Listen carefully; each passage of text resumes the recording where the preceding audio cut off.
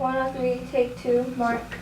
Set the 6. Okay, and then if you want to watch some creep through to the back there. All right, so Ready, Ken? excuse me. Okay, everyone All right, set? everyone ready?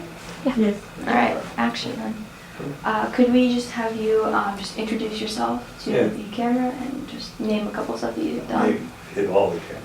Yeah, all the different cameras. Hi, I'm RobCohen. I'm the producer of The Wiz, The Witches of Eastwick, The Running Man, Bird on a Wire, many other films, and the director of The Fast and the Furious, XXX, The Mummy, Dragon the Bruce Lee Story, Dragonheart, Daylight, and recently Alex Cross.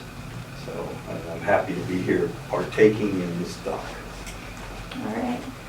So, could we? Is there any like stories that you'd like to tell about things that you've done in your career that have been like interesting or funny, or actors that you've met with that have been strange or? They're all strange. What could I tell you? I mean, every movie has 1,000 stories behind the camera. You know, whether it's you love the actors or you're having conflicts with the actors. Just any time you set up a camera, you're tempting the movie gods, and the movie gods are not kind and not in your corner. Like, I remember my first movie that I was producing was a television movie called Inferno, and it was a 90-minute movie of the week for ABC.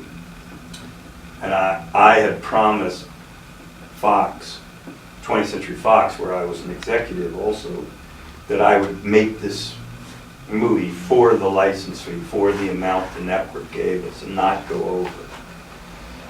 So the first day we're out in the Mojave Desert, and this thing takes all place. It's a survival story in the desert.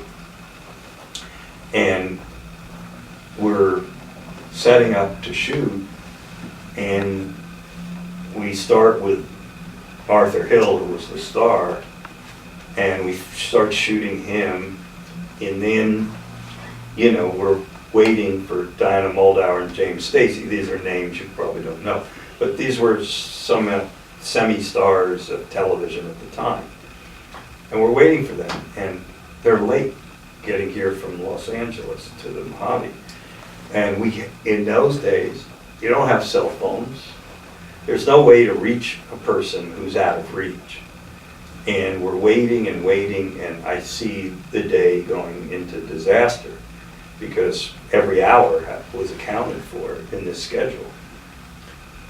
And finally, somebody drives back to the motel like 15 miles to where we're staying and gets a hold of the Teamster, who says, I'm in jail with the actors. We're all arrested in the little town of Mojave. And apparently,